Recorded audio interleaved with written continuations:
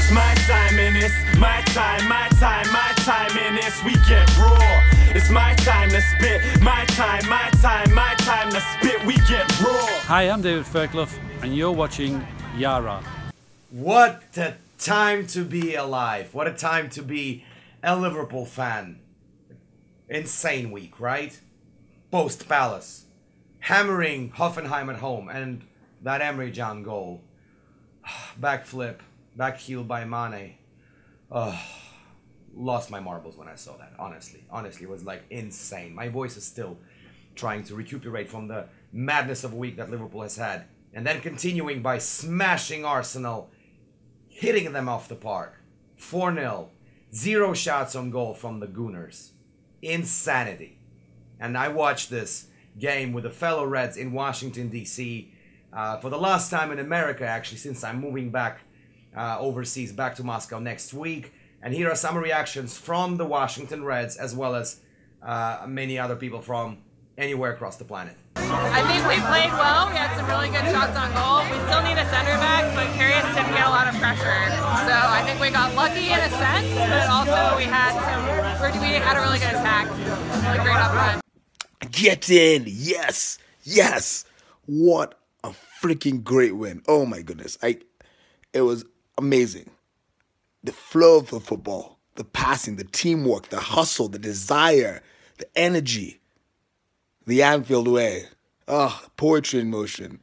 We just watched poetry in motion.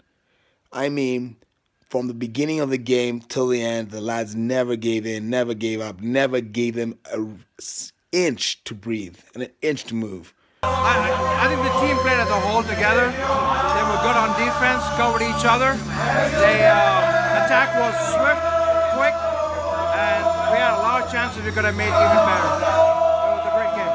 We won 4-0. Each striker, you know, Firmino, Salah, Mane, and of course Listaric scored the goal. It was a good performance from the lads, and I think this Arsenal is not the club from top 4. It's my opinion. Yaro, and we will see what's gonna be with City. And of course, congratulations for everyone. We have 7 points and we have the second position in the Premier League. Сам матч был классный, конечно, 4-0 против Арсенала, это прям но это сентябрь, только конец августа, начало сентября, начало чемпионата. A lot of good points made there, especially by the final 2 Russian Reds on this segment. That let's not get carried away. Obviously, we look sexy, we look on fire. But then again, go back a week ago, a game against Watford, a game against Crystal Palace, where we won, was not really convincing. This team clearly needs additions, and you know, I agree with those who say, like, yeah, definitely Arsenal were shit, were horrible. That should not be taking away anything from the way Liverpool played. And actually, that's what the UK press has been doing. They were just focusing on how Arsenal were bad, and without basically saying how good Liverpool were in that game, which is a big mistake. Liverpool were scintillating. But yeah, next time we play is against Manchester City away. It's a very important game. It's a very tough opposition.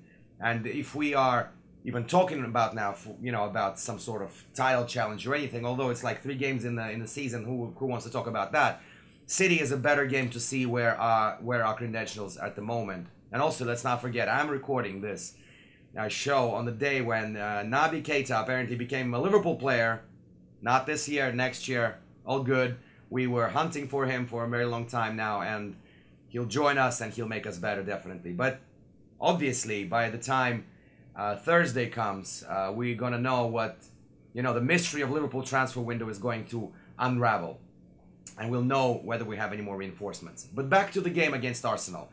The one thing that I really liked about this game is that it was really hard to choose the man of the match, since not a single Liverpool player underperformed, even those who usually do, all right? Yeah, you know what I'm talking about. So I asked Reds about the man of the match, and you can see the reactions were pretty different. What do you think of the man of the match? It's hard to choose, right? Everyone was so good. I said still gotta be Mane. The fire. Yeah, he's on fire. He's so fast. He's always where he needs to be. It's gotta be us. Салах напоминает мне Макса Родригеса. То есть человек, который его, в принципе, не очень видно на поле, но который знает, как поставить ногу. Просто поставить ногу. И это хорошо. Chan, absolutely Chan. He bossed that game in midfield at the beginning of the game when it was still in the bounce. It was absolutely Emre Chan. He was looking really confident. Signed him up on that contract. Emre Chan, man of the match for sure. It's got to be Hendo, I think. Hendo, of all people. Like, I mean, he was right. I don't know. I felt like he was right back in form. Like, his closing down almost like made himself a goal. I don't know. He was all over the pitch. Yeah, I'd say Hendo. Emre Chan, we need a contract tomorrow. He is starting to develop his football brain to where his skills are. We all know he's a skillful player, but he's made silly mistakes. He's made decisions in games that aren't the best. But today and days like midweek, even though I think midweek was a little bit of an off chance, but today shows what he's about. He's a driving engine. You give him the ball and he's going to move. He's not afraid to take the ball to his feet. He's not afraid to get stuck in. What a tackle. By the way, I think it was on Monreal. Near the end. I mean, it was just a total performance from a midfielder. Mane. Mane, why? Just because of the sheer brilliance of that goal. The timing, the execution, the precision, A+. My personal pick in this case would probably be Emre Can because he absolutely bossed this game. He was absolutely fucking phenomenal.